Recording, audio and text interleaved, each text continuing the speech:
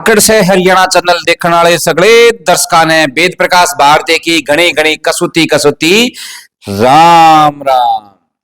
और आज की खासम खास खबर यह है भाई, आज हम पहुंचे सा गांव रामनगर में, जो भाई मेरा पैतृक गांव से। और भाई एक इसी हस्ती से मुलाकात करवाओगे भाई, कोई परिचय की वो मोहताज है नहीं भाई, परिचय की जरूरत है कोई उसने तो।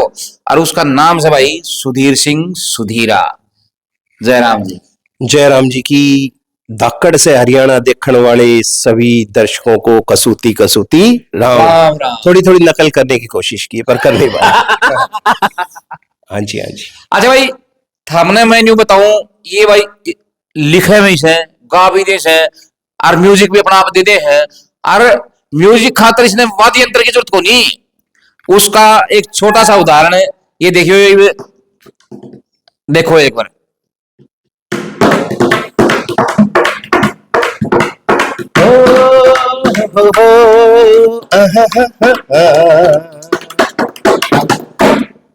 मैं निकला गड्डी लेके रस्ते में और सड़क पे एक मोड़ आया, मैं उठे दिल छोड़ आया।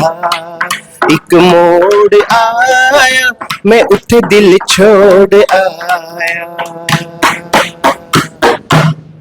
अच्छा जी, फेसबुक पे आपके बड़े भारी फॉलोअर्स हैं, कितने फॉलोअर्स हैं? फेसबुक पे अभी है 1.2 मिलियन।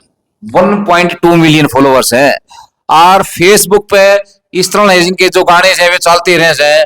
अच्छा देखो, दो प्रतिभा तो हमने मेरा ला गया। एक तो देखो, इस टेबल के आधार पे इन्होंने कितना बढ़िया म्यूजिक दे दिया है, वाद्य यंत्र की जरूरत को नहीं पड़ी, इस मेज पे म्यूजिक बजा दिया। और दूसरी भाई इनकी गायकी, और भाई लिखे भी हैं, और भाई रेडियो जॉकी भी हैं, यानी बहुमुखी प्रतिभा के धनी है। और भाई हमारी मुलाकात एक फिल्म का सेट पर हुई थी, उसकी भी एक दो बातचीत करांगे। तो कितने साल पहले की बात होगी भाई? बात भाई साहब उस कहानी को भूल जाओ तो बढ़िया। कुछ यादें है ना, याद करने के लिए नहीं होती हैं। वो संघर्ष का दौर था, पापड़ बेलने पड़े, वो पापड़ खा लिए, बस अब उसको भूल जाओ। अच्छा, कितने साल पहले की बात होगा? वो है 2013 की 11 की बात है शायद। 9 5 14 15 साल हो गए उसको। 14-15 साल पहले भाई हम मिले थे। और भाई एक फिल्म की शूटिंग थी राजस्थान में, उसमें नाम उन्होंने छोटो के नाम में के दरिया है, लेकिन भाई वो बढ़िया सिस्टम नहीं रहा। और तो लेकिन भाई हमारी दोस्ती है ना, वहीं से शुरुआत हुई, वहीं मिले थे। और भाई दोस्ती अच्छी रही, दोस्ती अच्छी रही, और भाई आगे भी चलने लग रही है। और भाई दोस्ती का एक कमाल से है कि भाई आज इस कार्यक्रम में शामिल होने खातिर गोवा थे और भाई रामनगर में पहुंचे थे। तो ये गोवा से रामनगर का सफर कैसा रहा? देखो, जब किसी काम को शिद्दत से करते हैं और कहीं दिल की होती है, जैसे आपसे दिल मिला हुआ है, तो गोवा क्या, मैं कहता हूँ ब्रह्मांड की किसी दूसरी दुनिया में बैठे हैं और हमें जाने की शिद्दत है और दोस्ताना है, दिल की है, तो हम आराम से आ सकते हैं। और जिसको नहीं आना ना, वो रामनगर के बगल में कपूरी गांव है ना, हाँ। वहां बैठा, वहां से भी नहीं आएगा, वहां से भी नहीं आएगा। हाँ, सही बात है। तो ये तो सब बात दिल की हो। दिल लगी है। तो दिल लगी पे कोई हरियाणवी में तो दो चार लाइन आने दो। हरियाणवी पे, हाँ, किसी कवि ने 4 लाइनें बड़ी तगड़ी कही हैं और पूरी जीवन का सार दे दिया है। वो मैं 4 लाइनें, इसमें दिल की भी आली, बिना दिल की बेवफाई, सब आली, हसनाई, रिश्तेदारी, रुसवाई, भरपाई, ठीक है, सब आली। बोला चोरी का धन ओ सिक्का पानी,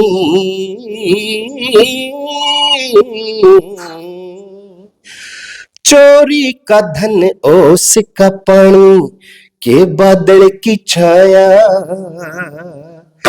के वेश्या की प्रीत जगत में, के सुपने की माया, के वेश्या की प्रीत जगत में, के सुपने की माया। बोला चोरी का धन, उससे कोई अमीर नहीं बन सकता। चोरी का धन ओस का पानी, ओस के पानी से कोई प्यास नहीं बुझा सकता।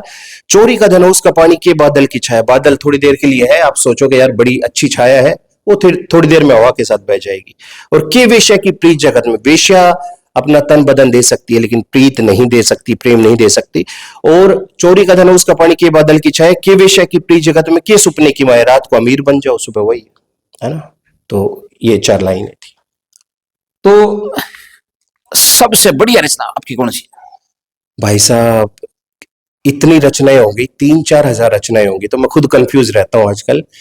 लेकिन मेरी जो दिल के बहुत करीब है, वो 4 लाइनें बहुत हैं, जो मैं जिन सिद्धांतों के साथ जीवन जीता हूँ, वो यही है कि जो बिकता है बाजारों में। न्यू न्यू नहीं जी, चलो अपने अपने ढंग से। चलो, फिर एक घड़ी तारनी पड़ेगी, नहीं तो घड़ी फिर तारनी पड़ेगी। हाँ इसका कांड हो जाएगा भाई साहब। वाह। ये लो। जो बिकता है बाजारों में, कभी वो लिख नहीं सकता। जो बिकता है बाजारों में, कभी वो लिख नहीं सकता। जो लिखता है धरातल पे, कभी वो बिक नहीं सकता। कि झूठा लिख नहीं सकता, मैं शाही ढोल आता हूँ, और क्या यहाँ दिल में नहीं रखता, मैं सब कुछ बोल जाता हूँ, मैं सब कुछ बोल जाता हूँ, मैं सब कुछ बोल जाता हूँ। अच्छा दर्शकों ने न्यू बताओ कि भाई जीवन में आप के बनना चाहो, फिर घरवाले की बनाना चाहो थे? घर वालों की तो सोच घनी तगड़ी थी भाई। कोई बोला आर्मी में जा, कोई बोला पुलिस में जा, कोई बोला ये कर वो कर। लेकिन यार खुद का भी तो कोई सौदा होता है, ठीक है ना। हम क्या चाहते ये कोई नहीं समझता, ठीक है। जैसे हमारे एरिया में है कि भाई 10वीं 12वीं पास करो और पुलिस में भेज दो, फौज में भेज दो, ये सब। लेकिन बच्चा क्या चाहता है ये कोई नहीं देखता ये है। कोई नहीं। लेकिन बात यह कि हमारे विचार और जो हमारा जीने का तरीका होता है, जैसे पानी बह रहा है तो पत्थर को भी क्रॉस करके निकल जाता है, पत्थरों में भी रास्ता बना लेता है। तो ऐसे ही शायद हमारी जो मंजिल थी वो ये कलाकारी तक थी, तो हमने रास्ता बनाया, पहुंच गए इधर। अच्छा जो माँ बाप अपना बालक ना जबरदस्ती न्यू थोप देना, तू पीएमटी की तैयारी कर, तू इंजीनियरिंग कर, तू न्यू कर, तू न्यू कर, और जिसके कारण बच्चा इतना प्रेशर में आता है कि सुसाइड भी बहुत होने लग जाते हैं। आपने देखा होगा बहुत से जो कोचिंग सेंटर है वहां बच्चे जाते हैं तो वहां सुसाइड बहुत करते हैं। भाई साहब किसी कवि ने 2 लाइन कही है कि भूखे मरते वेद के पंडित, गधे चूरमा खाते हैं, ठीक है। तो हाल ये हो रहा है, अंधेर नगरी चौपट राजा, मतलब पूरा सिस्टम बिगड़ा हुआ है। एक बच्चा है छोटा सा, उसके ऊपर 10 किलो का तो बैग लाद दिया जाता है, ठीक है। जो उसको बेसिक एजुकेशन चाहिए उसके ऊपर ध्यान नहीं है। और मैं खुद बताता हूँ, मैं 10वीं में था तो वो A² B² C² आज तक हमारे काम नहीं आए, और हम पास होने के चक्कर में लगे रहते थे यार। A² B² क्या क्या था पता नहीं, भूल गए, याद भी नहीं है। तो बेसिक जो व्यवहारिक ज्ञान है सबसे ज्यादा वो काम आता है। और पीएमटी हो चाहे जीएमटी हो और चाहे टीएमटी हो, कोई हो, बच्चे पे किसी भी प्रकार का कोई प्रेशर ना बनाए। हाँ उसको कहें, उसकी समझ में आता है और वो हाँ करता है तो आप उसका मार्गदर्शन करें, ना कि दबाव बनाएं। और इसी वजह से क्या होता है कि बच्चे दबाव को सहन नहीं कर पाते हैं और सुसाइड कर लेते हैं, तो बिल्कुल गलत बात है ये। तो आप सामाजिक परिवेश की रचनाएं भी बहुत बिल्कुल बिल्कुल लिखते हैं, फिर उनको अपनी आवाज देते हैं, तो बहुत सी देते हैं, कई बार हम शेयर भी करते हैं उन रचनाओं को। तो एक आधी कोई सी सामाजिक परिवेश की रचना भी। सामाजिक रचनाएं बहुत है, किस विषय पे बताओ, कोई विषय। अब जैसे आजकल एक ये विषय बड़ा, एक सेकंड भाई साहब आ गए आ गए। आज जैसे आजकल हम देखते हैं जातिवाद पे बड़ी घटनाएं होती हैं। और अगर हरियाणा में अगर बात की जाए तो अभी आईपीएस पूर्ण कुमार को लेकर के अभी आपकी कोई रचना आई थी?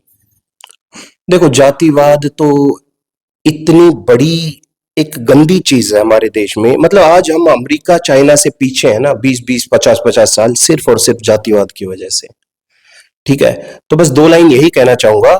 एक गीत है, दुनिया बनाने वाले काहे को दुनिया बनाई, तो इसको ही थोड़ा सा चेंज करके बनाया है। हो जाति बनाने वाले, जाति बनाने वाले, काहे को जाति बनाई, काहे को जाति बनाई, तूने काहे को जाति बनाई। जातिवाद पे बहुत सारी मेरी रचनाएं हैं, ठीक है। तो लिखता रहता हूँ और मेरी कोशिश रहेगी, क्योंकि जब तक जिएंगे तो कीड़ा है माइंड में, ठीक है। अच्छा कमेंट बहुत आते हैं, तो क्या गलत कमेंट भी आते हैं? पहले नहीं आते थे, अब आने लग गए हैं। अच्छा क्योंकि पहले अब और ज्यादा खरा बोलना और ज्यादा निर्भीक तरीके से बोलना शुरू किया है, तो उसी तरह से कमेंट ले, क्या फर्क पड़ता है यार, किसी के कहने से कोई सबसे बड़ा रोग क्या कहेंगे लोग, ठीक है, कोई फर्क नहीं पड़ता। वो अपनी चाल में चलते रहो, हम अपनी चाल में चलते रहेंगे। तो आज रक्तदान, मेडिकल कैंप, हाँ, प्रतिभा सम्मान समारोह, क्या कहना चाहिए? आदरणीय पूज्य माता जी की याद में आपके द्वारा जो ये कार्यक्रम आयोजित किया गया है, ये बहुत ही अच्छा आपका प्रयास है। और मैं आपसे ये निवेदन करना चाहूंगा कि हर साल किसी भी तरीके से कैसे भी को, क्योंकि इस तरह का आयोजन करना बड़ा आसान नहीं होता है, तो हर साल आप इसको करने की कोशिश करें। और बहुत अच्छा कार्यक्रम था, रक्तदान महादान, प्लस बहुत सारी प्रतिभाओं को आपने सम्मानित किया, तो उनको आगे के लिए हौसला मिलता है। ऐसे ही ये इस तरह के कार्यक्रम होते रहे। रामनगर गांव में आपने जो एक अनोखा प्रयास किया है, ये तारीफ के काबिल है। आपको बहुत बहुत इसके लिए शुभकामनाएं, बधाइयां। और मुझे आकर बहुत अच्छा लगा और आप लोगों को से मिलने का मौका मिला, और मतलब गांव की पुरानी यादें ताजा हो गई और मुझे भी सम्मानित किया गया, तो मेरा भी हौसला बढ़ा है। तो बहुत बहुत शुभकामनाएं इस कार्यक्रम के लिए। दर्शकों को क्या कहना चाहेंगे? दर्शकों को यही कहना चाहूंगा कि मस्त रहो, व्यस्त रहो, ठीक है, रोज लो, मौज लो, ठीक है। अब भाई इसको कोई गलत समझे तो समझे, देखो कहने का तात्पर्य मौज, ओके। सो ध्यान रखो अपना, और ये जो फर्जी यूट्यूबर इनसे बच के रहो, अच्छा कंटेंट देखें, ठीक है, और अच्छी बातें करें, अच्छा सुने, अच्छा देखें। गलत ये फुकरापंथी, छपरापंथी, गन वन कल्चर के गाने, इनसे दूर रहें, ठीक है। अच्छे समाज का निर्माण करें, अच्छा देखे, अच्छा सुने, अच्छा सोचे। बहुत बहुत धन्यवाद जी। राम राम। तो भाई ये थे हमारे साथ सुधीर सिंह सुधीरा जी, जो भाई हमने देखा कि भाई किसी परिचय के मोहताज नहीं है, बहुमुखी प्रतिभा के धनीश है भाई ये। तो भाई ये वीडियो हमने किसा लगा कमेंट सेक्शन में जरूर बताइए। धन्यवाद, नमस्कार। मैं वेद प्रकाश सहयोगी डॉक्टर सुंदर शिवाज के साथ।